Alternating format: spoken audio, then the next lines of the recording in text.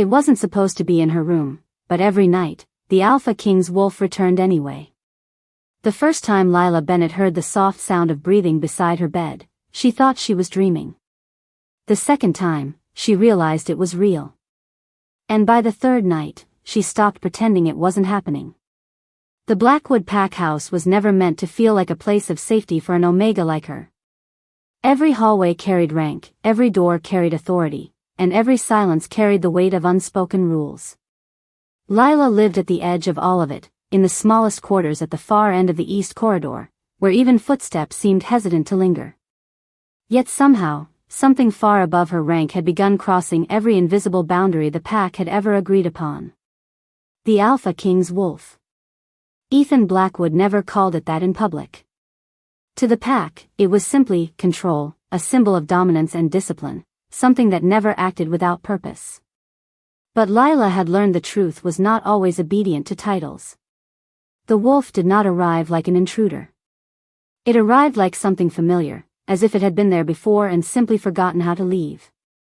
The first night it appeared, Lila had frozen beneath her thin blanket, her breath caught between fear and disbelief. The wolf had not growled. It had not approached. It had only watched her from the foot of the bed, eyes reflecting the dim moonlight spilling through the window.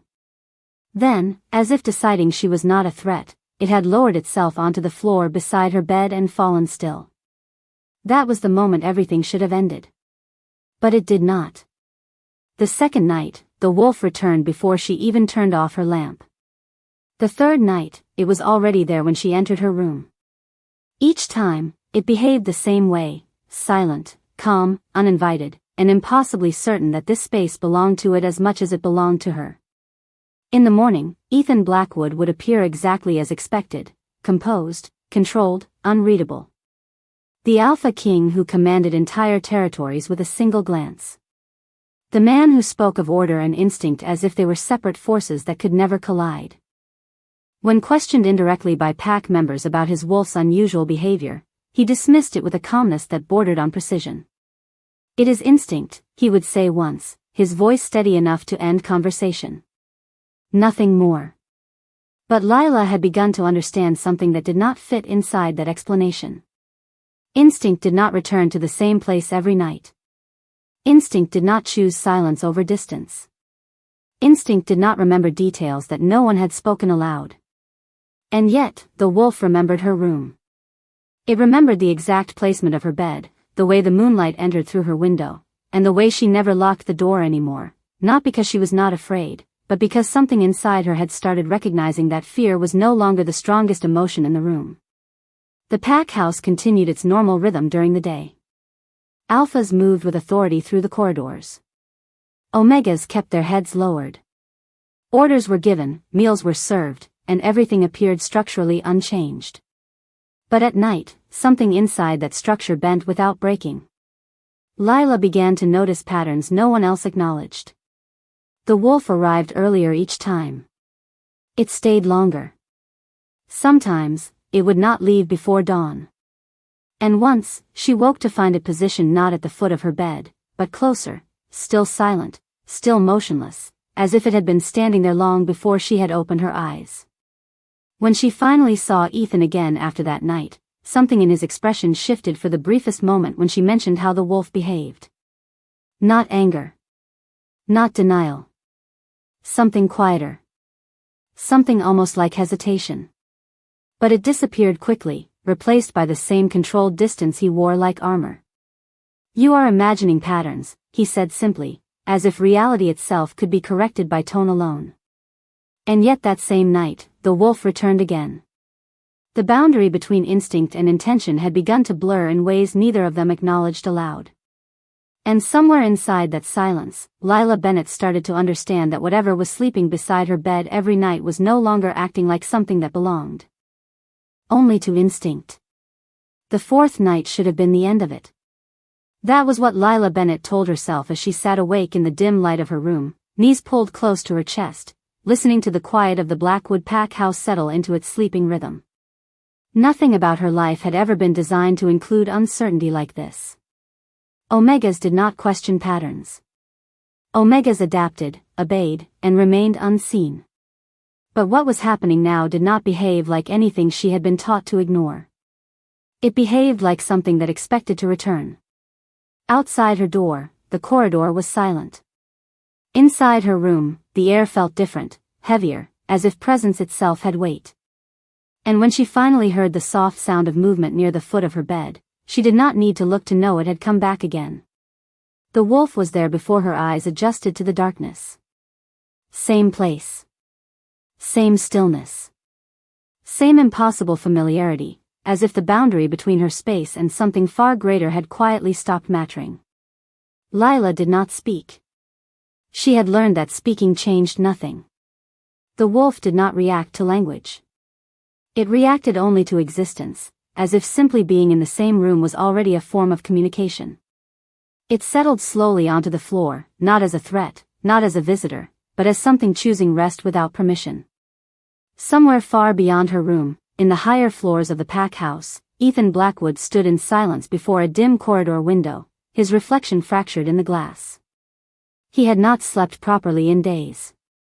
That detail alone would have been dismissed by anyone observing him from the outside. The Alpha King did not lose control. He did not hesitate. He did not drift.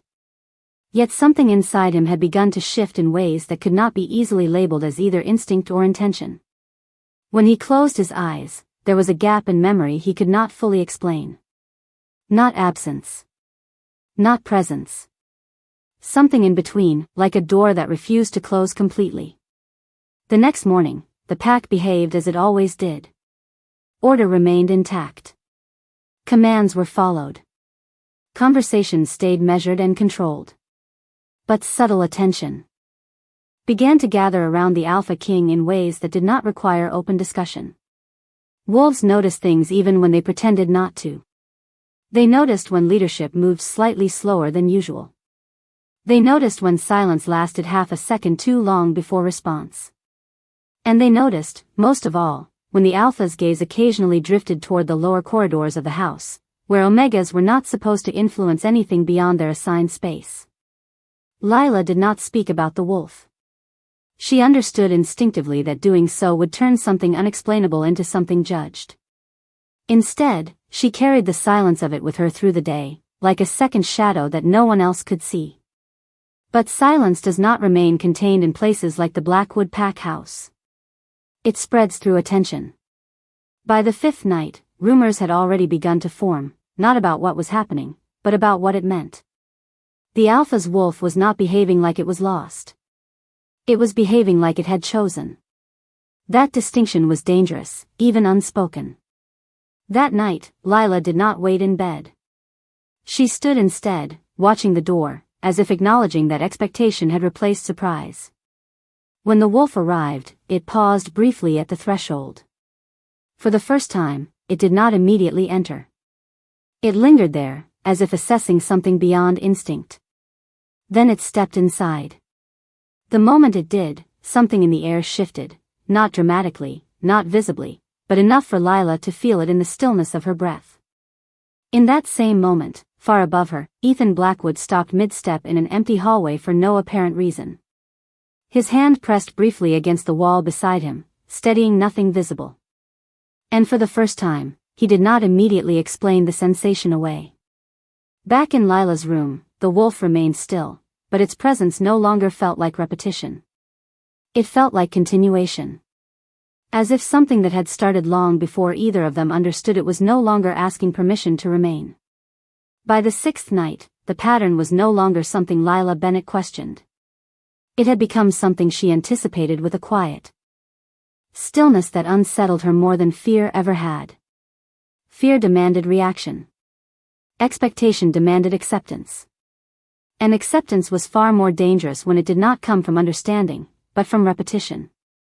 The Blackwood Pack House remained unchanged on the surface, its corridors lit with controlled precision, its hierarchy enforced through unspoken awareness, its structure designed to remind every Omega of their place within it. Yet in Lila's room, that structure no longer felt absolute. Something was consistently crossing it without permission, without consequence, and without explanation that could survive scrutiny. The wolf arrived after midnight, as it always did. Lila did not move when she heard it this time. She simply watched as the familiar shadow entered her room and settled into position near her bed. The silence between them had evolved. It was no longer filled with confusion or alarm.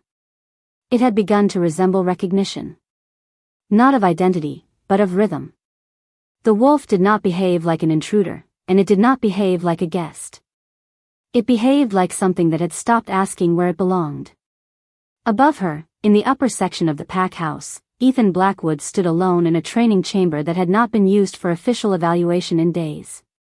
The space was large, empty, and designed for control exercises that required precision and focus.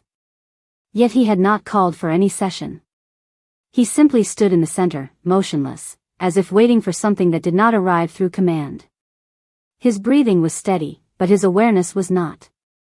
There were gaps now, small, uninvited interruptions in his internal continuity.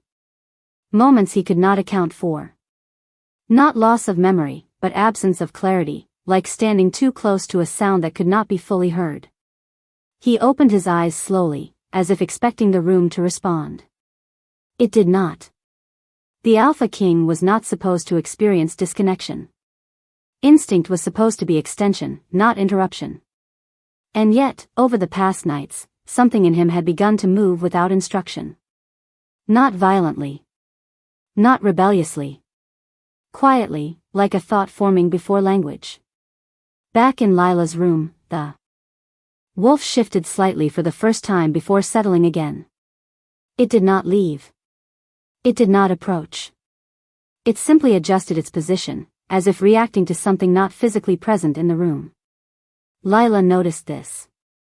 She noticed everything now, not because she was searching for meaning, but because meaning had begun to repeat itself in ways that could not be ignored.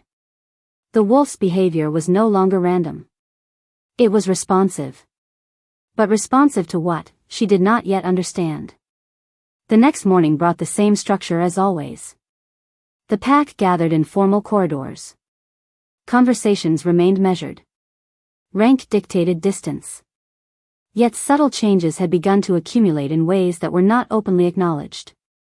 Wolves who passed Lila in silence paused slightly longer than necessary. Not to speak.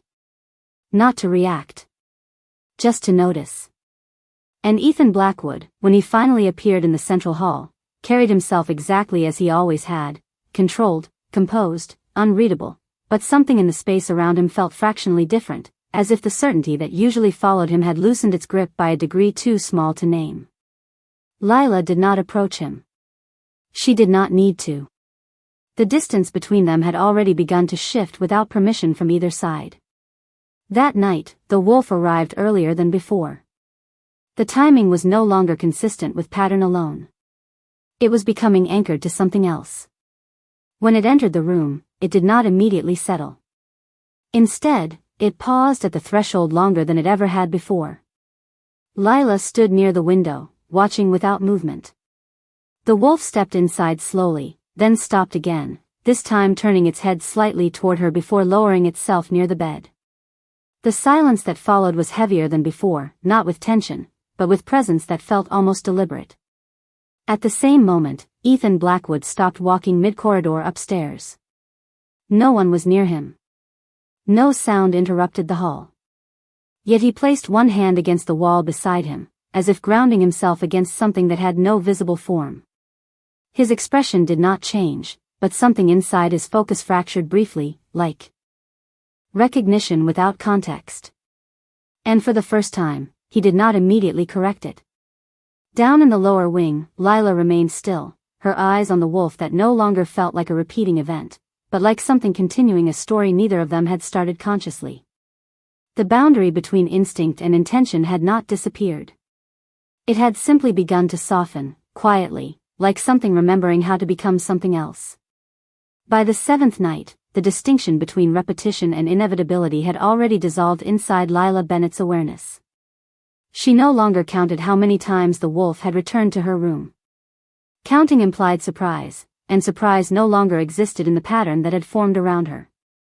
The Blackwood Pack House continued its structured life above her, every corridor maintained with disciplined order, every interaction governed by rank and expectation, every silence carefully preserved so that nothing beneath authority could appear unstable. Yet in the lowest wing of the house, Lila's room had become something that no longer fit neatly inside that structure. The wolf arrived after midnight again, but this time Lila did not look up immediately. She remained still, seated at the edge of her bed, as if acknowledging that her reaction no longer changed anything about its presence. The wolf entered without hesitation, crossing the threshold as if it had already been granted permission that no one had formally spoken. It moved with the same quiet certainty, then settled near the bed, its breathing slow and steady, filling the room with a presence that felt less like intrusion and more like continuity. Lila finally looked at it, not with fear, but with a kind of exhausted recognition that had begun to replace every earlier emotional response. Somewhere above her, Ethan Blackwood stood in the private corridor outside his quarters, unmoving. The walls around him were polished stone, reflecting a version of himself that appeared controlled, composed, unchanged. But what he experienced internally no longer matched what the structure of his identity was supposed to produce. There were moments now, brief, uninvited interruptions, where his awareness fractured in ways he could not classify as instinct alone. He would stop walking without decision. He would pause mid-thought without intention. And in those pauses, there was always a faint sense of presence that did not belong to the room he was in, but to somewhere lower, quieter, closer to something he refused to define. He did not acknowledge it aloud. The Alpha King did not externalize uncertainty. But silence does not erase recognition, it only delays it. Back in Lila's room, the wolf shifted slightly, lifting its head just enough to observe her before settling again. The movement was small, but it carried intention. Not aggression, not curiosity, but something closer to alignment, as if the distance between them was no longer being measured in space, but in something internal neither of them had fully named. Lila stood slowly, moving toward the window. Outside, the night remained unchanged, the estate ground still, the pack house above her maintaining its strict hierarchy as if nothing beneath it had ever altered. Yet inside her room, the stillness had developed layers. She began to understand that the wolf was not simply returning. It was continuing. And continuation implied memory, even when memory had no clear origin. The following morning, the pack behaved as it always did, but subtle shifts had begun to spread through its structure like something microscopic but persistent. Wolves no longer passed Lila without noticing her presence. Not openly. Not directly. But in the way their attention lingered for fractions of seconds longer than necessary before moving on. Ethan Blackwood appeared in the central hall at the expected hour, but there was a slight delay in his arrival that no one commented on. Delays were not unusual in leadership. What was unusual was the absence of explanation within his own awareness of it. He had no memory of choosing to slow down. Only awareness that something had interrupted continuity. And that interruption was becoming familiar. Lila did not speak to anyone about the wolf. She understood, without being told, that naming something too early gave others permission to define it incorrectly. Instead, she observed the pattern as it grew around her. The wolf was no longer arriving at identical times. It was responding to something more fluid, something that did not obey schedule or expectation. That night, when it appeared again, it did not immediately lie down. It remained standing for several seconds longer than before, its gaze briefly shifting toward Lila before returning to stillness. And for the first time, Lila did not feel like she was being visited. She felt like she was being included. At the same moment, Ethan Blackwood stopped alone in an empty corridor once more. No sound reached him. No command interrupted him. Yet his hand rose slightly, as if reacting to something just beyond perception. He did not lower it immediately this time. The pause lasted longer than before, and within that extended silence, something inside him resisted classification. Not instinct. Not control. Something in between, refusing to be named. In Lila's room, the wolf remained still, but the silence between them had begun to feel less like separation and more like awareness shared across distance that neither had yet learned how to close. By the eighth night, the pattern that had once felt like intrusion had fully transitioned into something neither Lila Bennett nor Ethan Blackwood could ignore as accidental. It was no longer about whether the wolf would appear. It was about what changed inside the silence before it arrived. In Lila's room, the air no longer shifted with surprise when the wolf crossed the threshold. It shifted with recognition, as if the space itself had begun to anticipate a presence that defied the rules of separation the Blackwood Pack House was built upon. That night, Lila did not sit on the bed. She stood near the center of the room, facing the door, not in fear, but in quiet observation. When the wolf entered, it did not immediately settle. Instead, it paused longer than before, its head slightly angled toward her, as if evaluating not the room, but her state within it. There was no aggression, no warning, no uncertainty in its posture. Only continuity. And continuity, Lila was beginning to understand, was more unsettling than unpredictability. Upstairs, Ethan Blackwood stood in the private wing reserved for the Alpha King, yet the designation no longer matched the internal state he had begun to experience. He was fully awake, fully aware, and fully composed in appearance, but the fragmentation inside his perception had become more frequent. It was no longer limited to brief pauses or unexplained interruptions. It was beginning to feel like displacement, as if part of his awareness was no longer fully anchored in the space he physically occupied.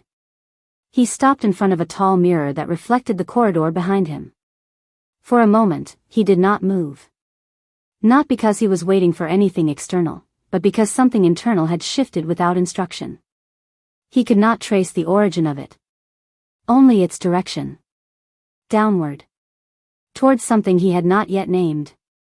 In Lila's room, the wolf finally lowered itself, but not immediately at the bed's foot as it had done on previous nights. It moved slightly closer than before, positioning itself within a distance that no longer felt like coincidence. Lila noticed this immediately. She did not step back. She did not step forward. She simply remained still, watching as the repetition that had once defined their encounters began to dissolve into variation. The pattern was evolving. And anything that evolves without external command begins to suggest intent. The pack house above them continued its structured rhythm.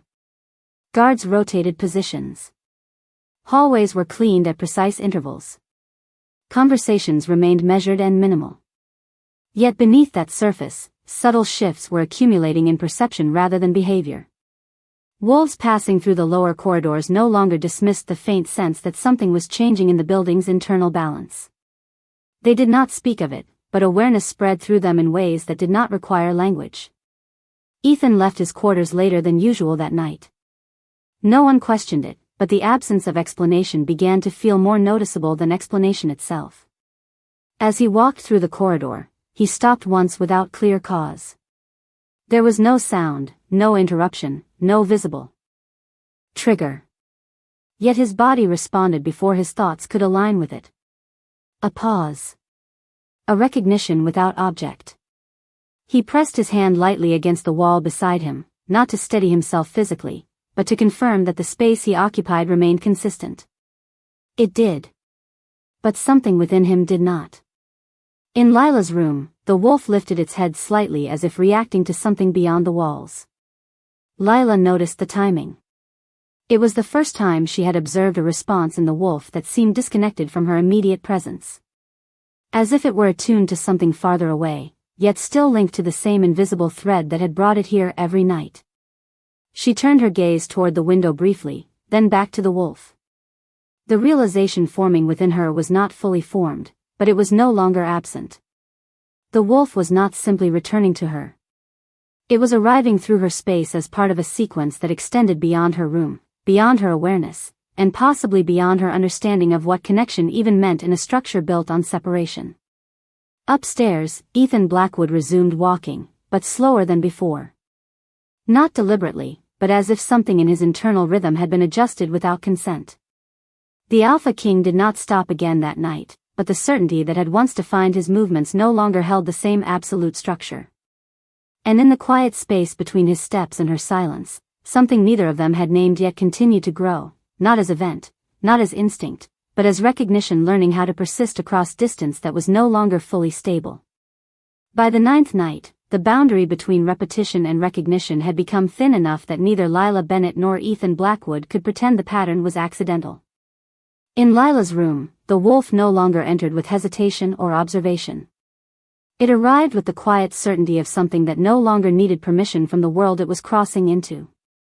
The Blackwood Pack House above remained unchanged in structure, its hierarchy intact, its corridors aligned with disciplined order, yet beneath that surface, something subtle had begun to destabilize the way presence itself was understood. Lila stood by the window when it happened again. She did not turn immediately this time. She waited, listening not for sound, but for the shift in silence that always preceded arrival. When she finally looked, the wolf was already inside, positioned closer than before, its posture no longer simply resting, but oriented. Not toward escape. Not toward threat. Toward her. That realization did not arrive as shock. It arrived as confirmation of something she had been avoiding naming for too long.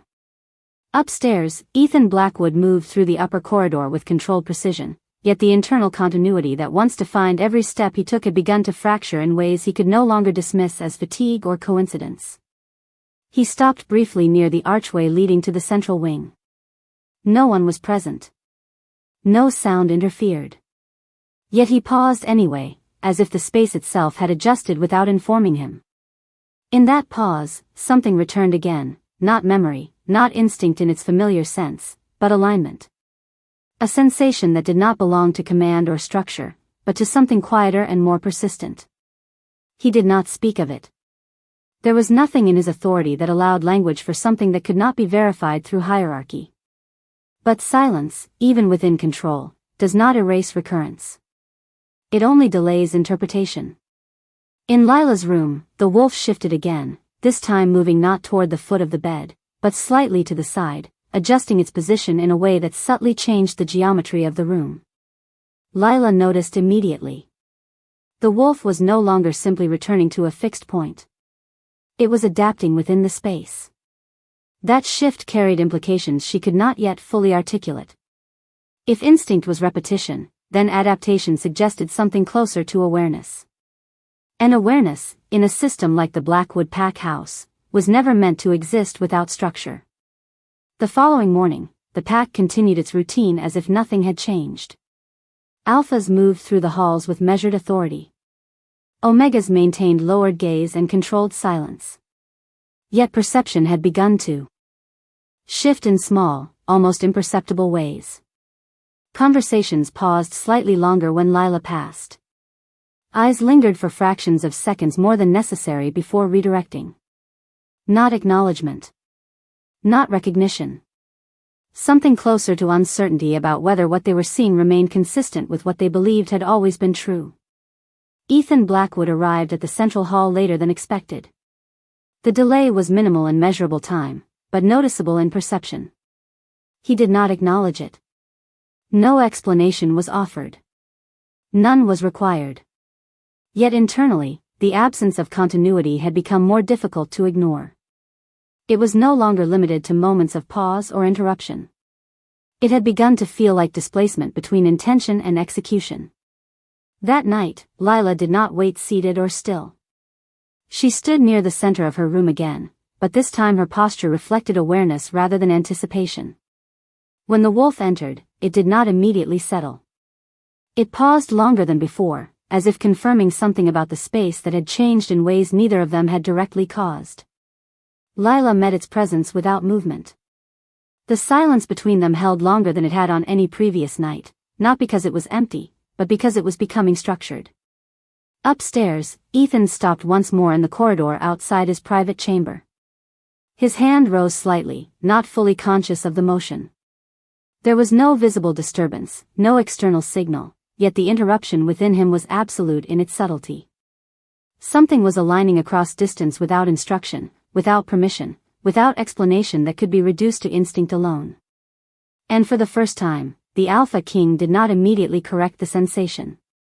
He simply remained still, allowing the absence of control to exist for a moment longer than it ever had before. In Lila's room, the wolf remained, and the silence that surrounded it no longer felt like waiting. It felt like something that had already begun to decide its own direction. By the 10th night, the silence inside the Blackwood Pack House no longer felt neutral. It felt structured, as if even silence had begun to follow rules it had not followed before. In Lila Bennett's room, the wolf arrived earlier than expected. There was no longer hesitation at the threshold, no pause that suggested uncertainty. It entered as though the boundary itself had become irrelevant through repetition alone. Lila stood by her bed, watching without moving, her awareness sharpened not by fear, but by the growing realization that what she was witnessing no longer behaved like a repeating event. It behaved like continuation. The wolf did not immediately settle. Instead, it moved slightly deeper into the room than before, adjusting its position with quiet precision, as if mapping the space in relation to her presence. Lila noticed this shift immediately. The behavior was no longer passive. It was relational. Something about the wolf was beginning to respond not to the room, but to her within it. Upstairs, Ethan Blackwood walked alone through the upper corridor, yet his steps no longer carried the same uninterrupted certainty they once did. There were pauses now, subtle and involuntary, moments where movement suspended itself without command. He stopped near the junction between two wings of the estate, where the architecture opened into a wider hall of reinforced stone. There was no sound, no visible cause, yet something inside his awareness tightened, as if responding to a signal that did not originate from the external world. He did not speak. He did not question it aloud. But internally, the distinction between instinct and interruption had begun to collapse into something less defined. Back in Lila's room, the wolf shifted again. It lowered itself, but not fully in its usual resting position. Instead, it remained partially alert, oriented in a way that suggested awareness of something beyond the immediate space. Lila observed this carefully. The wolf was no longer behaving like something repeating a familiar pattern. It was behaving like something responding to a connection that extended beyond visible presence. That realization did not bring clarity. It brought structure to uncertainty. And structure, even without explanation, always carries implication in a system like the Blackwood Pack House. The next morning, the pack continued its operations with disciplined normalcy. Alphas moved through their designated routes. Omega presence remained minimal and controlled. Yet subtle behavioral deviations had begun to accumulate. Conversations paused slightly longer when Lila passed. Not openly. Not acknowledged. But present in timing, in hesitation, in the smallest delays of attention. Ethan Blackwood appeared in the central hall with his usual presence of authority, yet even those accustomed to his control registered something faintly altered. Not weakness. Not disruption. Something closer to distance within himself, as if part of his awareness was no longer fully synchronized with the space he occupied. He gave no indication of acknowledging it. Authority did not allow visible uncertainty. But absence of acknowledgement does not eliminate internal shift. That night, Lila did not wait in stillness. She remained standing when the wolf arrived, her posture unchanged, her attention steady.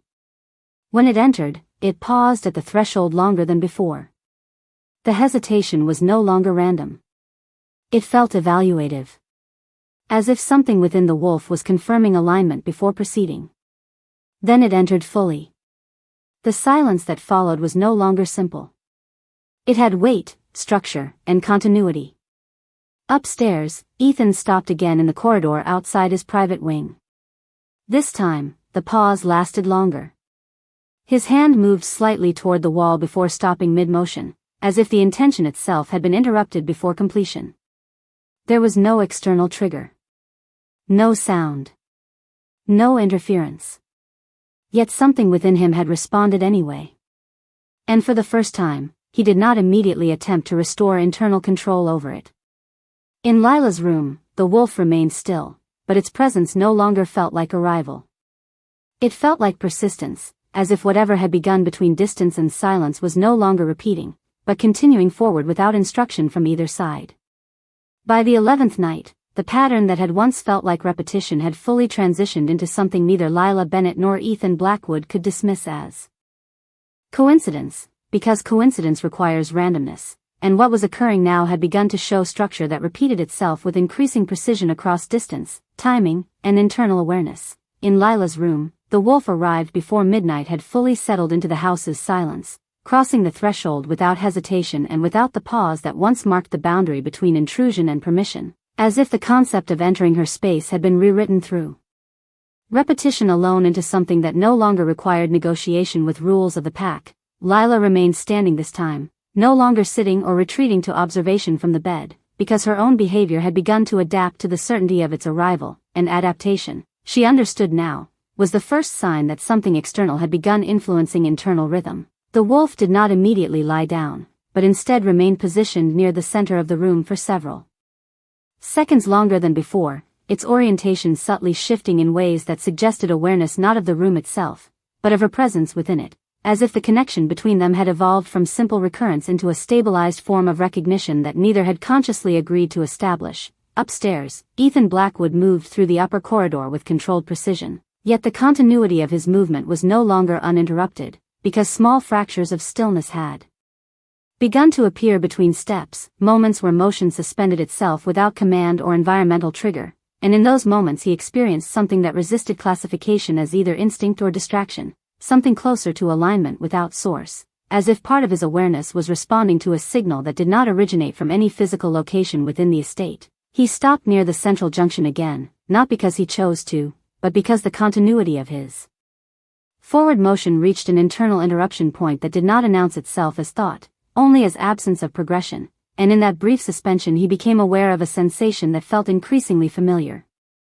Though still unnamed, as if something within him was being repeatedly drawn toward a fixed point that existed outside the structure of his conscious authority. In Lila's room, the wolf shifted its weight again, this time positioning itself slightly closer to the bed than before, not in aggression, not in submission, but in measured proximity that carried no urgency, only consistency, as if each night's return was not an isolated action but part of a continuous sequence that was slowly redefining the meaning of presence within the space. Lila noticed that her own reaction had changed, not in intensity but in timing, because she no longer responded immediately to its arrival, instead allowing a pause to exist before interpretation formed, and that pause had begun to feel like recognition forming without permission. The Blackwood Pack House above continued its structured operations without visible disruption, yet within its hierarchy, subtle shifts of attention had begun to accumulate in ways that were not spoken but increasingly sensed, as wolves passing through corridors near the lower wing began to slow imperceptibly, as if the atmosphere itself carried a faint deviation from expected order. Ethan appeared in the central hall later than usual again, though no one commented, because deviations in leadership timing were not considered meaningful unless accompanied by explicit command changes, yet internally the delay registered differently, as if the absence of explanation was itself becoming part of a pattern he could no longer fully dismiss. That night, when the wolf entered Lila's room again, it paused at the threshold longer than before, and in that extended stillness something within the interaction changed, because hesitation no longer resembled uncertainty, but evaluation, as if both presence and space were being measured against something neither of them could articulate. Lila did not move, and neither did the wolf immediately proceed, creating a silence that no longer felt empty but structured, as though the room itself had begun to participate in the interaction through stillness alone. At the same moment, Ethan Blackwood stopped mid-corridor again, his hand hovering slightly near the wall without contact, and for the first time the interruption did not feel like anomaly but like recurrence, as if the same invisible alignment was occurring across separate spaces with increasing synchronization. He did not correct it immediately, and in that absence of correction, something within the system of his internal control loosened just enough for the pattern to continue existing without resistance. In Lila's room, the wolf finally settled, but its position now reflected continuity rather than repetition, and the silence between them no longer felt like waiting for something to happen, but like something already in the process of becoming stable across both distance and awareness. By the 12th night, the silence inside the Blackwood Pack House no longer behaved like silence at all, because true silence is neutral. But what now filled the corridors and lower wings had begun to carry structure, timing, and expectation, as if the absence of sound itself had learned to anticipate repetition. In Lila Bennett's room, the wolf arrived before she had fully settled into stillness, entering with a continuity that no longer resembled intrusion or return, but something closer to completion of a cycle that had already begun defining itself through repetition alone. Lila stood near the edge of her bed without moving, her posture no longer defensive or uncertain, but observant in a way that suggested she had begun to recognize the Difference between presence that interrupts and presence that persists, because what stood before her now did not feel like an event occurring inside her space, but like an element of the space itself that had not yet been fully understood.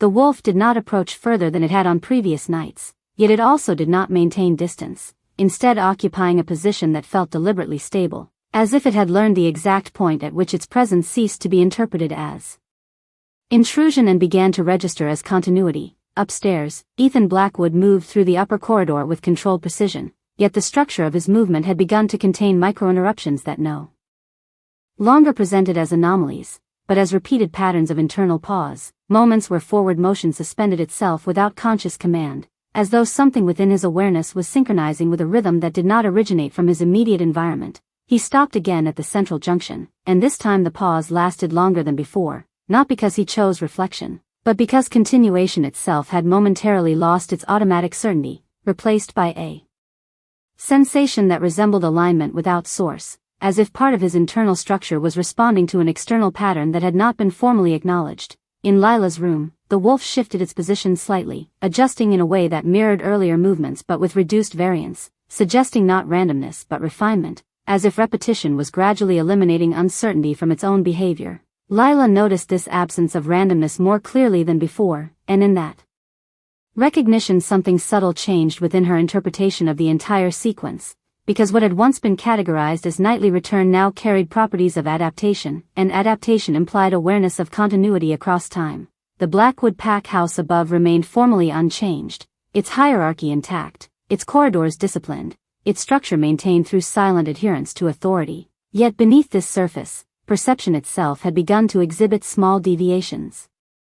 As wolves moving through shared spaces unconsciously adjusted their timing when passing the lower wing, as if something within the estate was recalibrating attention without issuing commands, Ethan appeared in the central hall later again, maintaining outward consistency, but the delay in his arrival now felt less like variation and more like recurrence, as though his internal system of movement was beginning to incorporate pauses that were no longer external reactions but internalized interruptions. That night, when the wolf entered Lila's room, it paused at the threshold for a duration longer than any previous instance, and in that extended stillness, the interaction between presence and space shifted from observational tension to structural acknowledgement, as if both sides were now participating in the same silent recognition of pattern. Lila did not move, but her stillness was no longer passive, it was aligned, as though her awareness had begun matching the timing of the wolf's behavior rather than reacting to it. At the same moment, Ethan Blackwood stopped mid-corridor again, his hand lowering slightly before completing any contact with the wall, and in that incomplete motion, something within him registered the same unresolved alignment he had begun to experience repeatedly, now without resistance or immediate correction. For the first time, he did not attempt to restore full internal control immediately, and in that delay, the system of his awareness allowed the interruption to persist just long enough to confirm that it was not singular, but part of a continuing pattern spanning distance without visible connection. In Lila's room, the wolf remained still, but its presence no longer felt like repetition of arrival. It felt like stabilization of something that had already been occurring across multiple nights, as if both space and awareness had begun to accept that what was unfolding between them was no longer an interruption of order, but the gradual formation of a new, unspoken continuity. By the 13th night, the pattern that had once felt like repetition had fully transformed into something neither Lila Bennett nor Ethan Blackwood could continue to interpret as isolated behavior, because isolation implies separation, and what now existed between them no longer behaved as separate events occurring in parallel, but as synchronized continuity across distance, timing, and awareness. In Lila's room, the wolf arrived without hesitation at the threshold, but even that description no longer felt fully accurate, because hesitation implies a moment of decision, and what now crossed into her space did so with a consistency that resembled established belonging rather than repeated entry. Lila stood still, her posture calm in a way that no longer required conscious control, as if her body had learned the rhythm of its presence before her thoughts could assign meaning to it, and when she looked at the wolf, she did so without searching for explanation, because explanation had gradually been replaced by recognition of pattern. The wolf did not move further than necessary, but its positioning within the room carried a stability that no longer suggested uncertainty or exploration, only continuation, as though the space itself had accepted its presence as part of its internal structure rather than an external intrusion. Upstairs, Ethan Blackwood walked through the upper corridor with controlled precision, yet the precision itself now contained irregularities that repeated in predictable intervals, moments where his movement paused without external cause, not as interruption but as synchronization with something he could not locate within physical space. He stopped again near the central junction, and this time the pause was longer, not because he was thinking, but because the continuity of forward motion no longer felt absolute, as if something within his awareness had begun aligning itself with a rhythm that existed outside his immediate control. In that stillness, he did not attempt correction immediately, and the absence of correction allowed the sensation to persist long enough to become recognizable as repetition rather than anomaly. In Lila's room, the wolf adjusted its position slightly, not changing location in a meaningful way, but refining alignment within the space, as if each night's return had been reducing unnecessary variation until only consistent placement remained. Lila observed this without moving, and in that observation something fundamental shifted in her understanding, because what had once appeared as nightly intrusion now carried properties of refinement, and refinement implied intention shaped through repetition rather than randomness. The Blackwood Pack House above remained structurally unchanged, its hierarchy intact, its corridors operating under established order. Yet beneath that surface, perception itself had begun to exhibit synchronized deviation, as wolves moving through shared corridors unconsciously adjusted their pace when approaching the lower wing, as if the environment itself had begun anticipating something that had not yet been formally acknowledged. Ethan appeared in the central hall later than scheduled once again, but the concept of delay no longer felt like deviation, only continuation of a pattern that had begun repeating without instruction, as though timing itself was becoming influenced by an internal rhythm he could not fully attribute to conscious decision. That night, when the wolf entered Lila's room, it paused at the threshold, and the duration of that pause matched a structure that had begun appearing across previous nights, not identical in measurement but identical in function, as if each instance was contributing to stabilization of a shared pattern between presence and space. Lila did not move, and neither did the wolf, but the silence between them no longer felt like waiting, it felt like alignment reaching equilibrium without external guidance. At the same moment, Ethan Blackwood stopped mid-corridor again, his hand lowering slowly without contact, and in that incomplete motion he experienced something that no longer registered as interruption, but as recognition of continuity across distance, as if the same pattern forming in Lila's room was also forming within him, without visible connection or communicated cause. For the first time, he did not attempt to override or dismiss it immediately, and in that brief acceptance of unresolved awareness, the structure of his internal control shifted just enough to allow the pattern to exist without resistance. In Lila's room, the wolf remained still, but its stillness no longer represented absence of action, it represented completion of arrival, as if what had begun as nightly return had now stabilized into something neither of them had yet named, but both had already begun to live inside. By the 14th night, the distinction between repetition and structure had fully dissolved inside the Blackwood Pack House, because what once appeared as recurring nightly behavior had now stabilized into a continuous system of mutual awareness that neither Lila Bennett nor Ethan Blackwood could isolate as independent events. In Lila's room, the wolf arrived at the threshold without pause, and even the concept of arrival no longer felt accurate, because arrival implies transition from absence to presence, while what now entered her space behaved as if absence had never fully existed between instances, only intervals of unacknowledged continuity. Lila stood near the center of her room, no longer adjusting her position in response, because her body had begun to synchronize with the timing of its presence rather than reacting to it, and in that synchronization there was a quiet shift from observation to coexistence that she did not consciously decide but nevertheless maintained. The wolf did not move beyond its established position, yet its stillness now carried the quality of stability rather than restraint, as if the space itself had incorporated its presence into its internal logic, removing the need for justification or hesitation. Upstairs, Ethan Blackwood moved through the upper corridor with measured precision, but the precision no longer masked internal discontinuities, because between each movement there were brief suspensions where forward motion ceased without command, and in those suspensions he experienced not interruption but alignment, as if his awareness was being calibrated against a rhythm that did not originate from his immediate environment or conscious intent. He stopped again at the central junction, and this time the pause extended beyond prior patterns, not because anything external demanded attention, but because the continuity of his internal structure had reached a point where progression and stillness carried equal weight, creating a state in which neither action nor inaction could be clearly prioritized. In that moment, he did not attempt to assert control over the sensation, And the absence of immediate correction allowed the awareness to persist long enough to become identifiable as repetition across time rather than anomaly within it. In Lila's room, the wolf shifted its posture slightly, not changing location in any meaningful directional sense,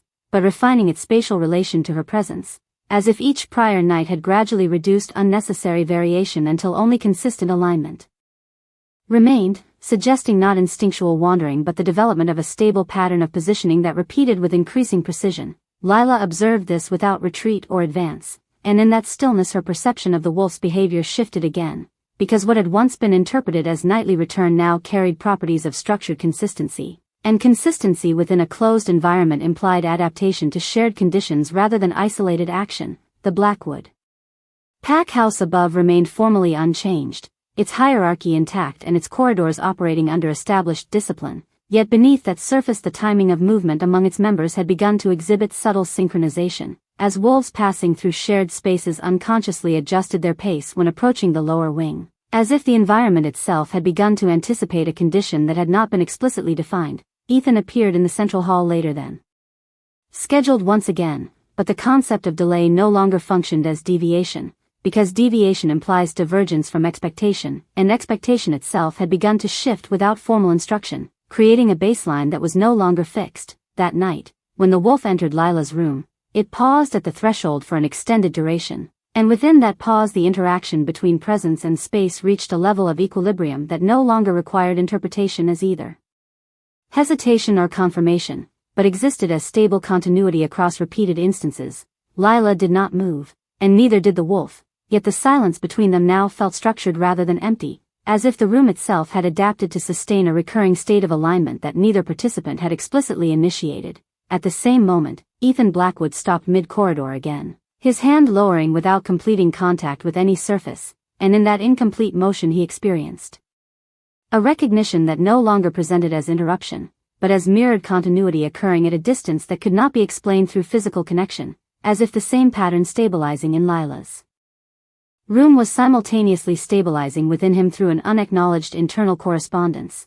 For the first time, he did not attempt to correct or dismiss it immediately, and in that sustained non-correction the structure of his internal authority adjusted just enough to allow the pattern to remain active without resistance.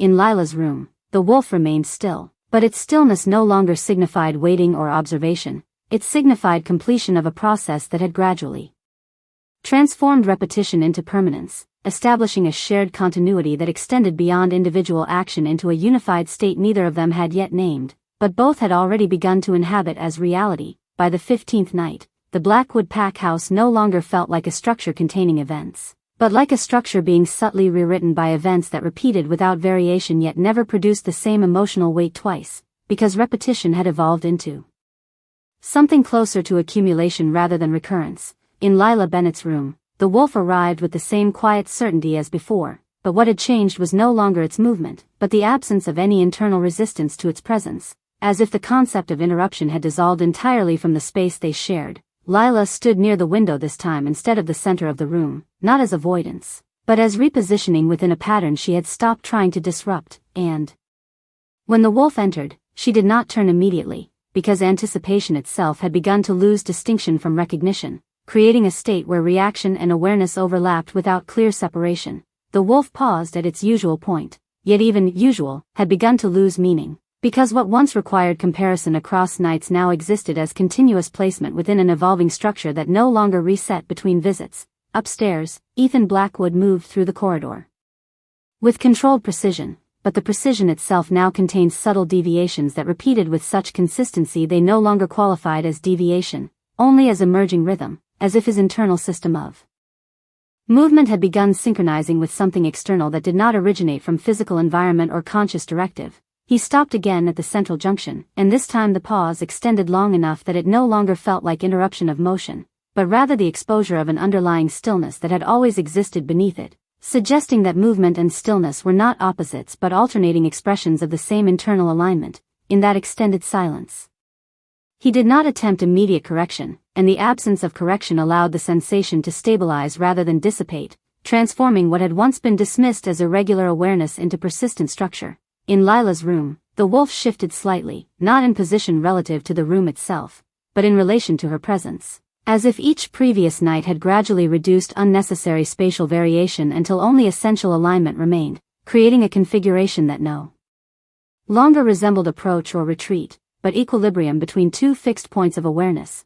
Lila finally turned toward it, and in that moment her expression carried no shock or hesitation, because the emotional threshold that once defined such responses had been gradually overwritten by repetition that no longer signaled anomaly, only continuation. The Blackwood Pack House above maintained its formal order, yet beneath that order the synchronization of movement among its inhabitants had become increasingly subtle, as wolves passing through shared corridors unconsciously adjusted timing and spacing near the lower wing, as if the environment itself had begun recalibrating expectation without announcement or command. Ethan appeared in the central hall later than expected once again, but expectation itself had begun to lose structural authority, because what defined timing was no longer external scheduling but internal alignment with an emerging rhythm that no one had formally acknowledged. That night, when the wolf entered Lila's room, it did not pause at the threshold for the first time, and the absence of that pause carried more significance than its previous presence, because removal of hesitation suggested completion of adaptation rather than continuation of uncertainty.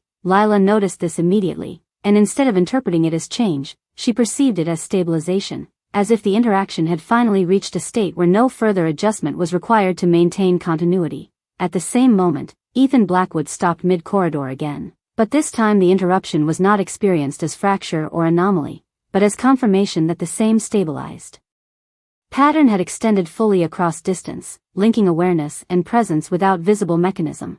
For the first time, he did not resist the sensation or attempt to classify it, and in that absence of resistance the structure of his internal control settled into a quieter form of observation that no longer required immediate resolution. In Lila's room, the wolf remained still, but its stillness no longer implied waiting or response. It implied completion of alignment, as if what had begun as repeated nightly return had fully transformed into a continuous state of shared existence that neither space nor awareness could now separate into before and after. By the 16th night, the Blackwood Pack House no longer felt like a place where events were happening at all, but like a place where something had already fully taken shape and was now simply continuing without resistance, without interruption, and without the need for interpretation, because what had once been perceived as repetition had gradually transformed into a stable state of existence that neither Lila Bennett nor Ethan Blackwood could separate into individual moments anymore. In Lila's room, the wolf arrived as it always had, but the arrival no longer carried the weight of crossing a boundary,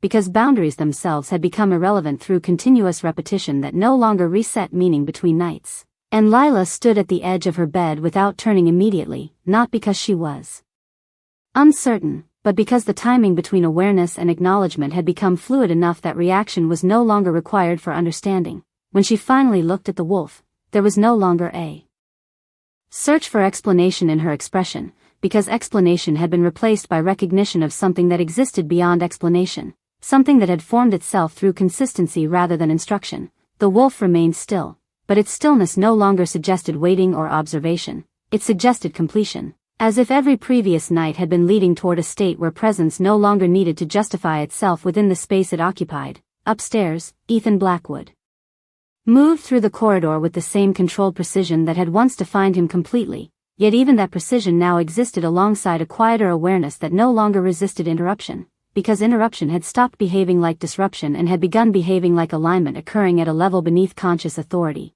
He stopped near the central junction. And this time the pause did not feel like fracture or interruption, but like arrival into something already present, as if movement and stillness were no longer separate states but expressions of the same underlying condition that had been forming across nights without announcement. In that stillness, he did not attempt correction, because correction no longer felt applicable to something that was not error but pattern, and pattern, once recognized, no longer required enforcement. In Lila's room, the wolf shifted only slightly. Not to change position but to settle more completely into a configuration that felt final in its simplicity, as if nothing more needed to be adjusted between presence and space for the relationship between them to remain stable. Lila stepped closer for the first time, not as a reaction to change, but as participation in something that no longer felt external to her awareness, and in that movement there was no fear, because fear requires uncertainty, and uncertainty had slowly dissolved through repetition that no longer produced surprise.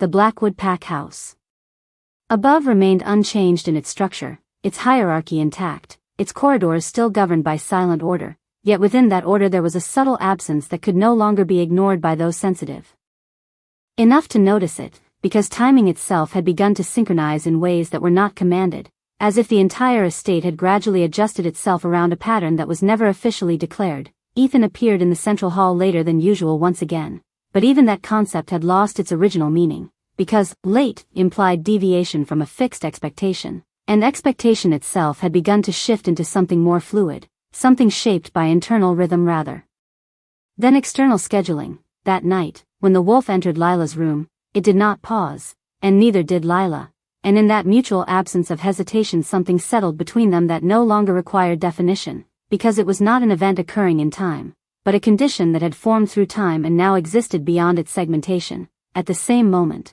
Ethan Blackwood stopped in the corridor without conscious decision, but this time there was no sense of interruption at all. Only recognition that whatever existed within him had fully aligned with whatever existed elsewhere, and for the first time, he did not question whether it was instinct or something else, because the distinction itself no longer held relevance. In Lila's room, the wolf remained beside her without movement, and Lila remained beside it without distance, and the silence that surrounded them was no longer empty or expectant, but complete, as if something that had begun as repetition had finally resolved itself into permanence that neither of them needed to name in order to understand.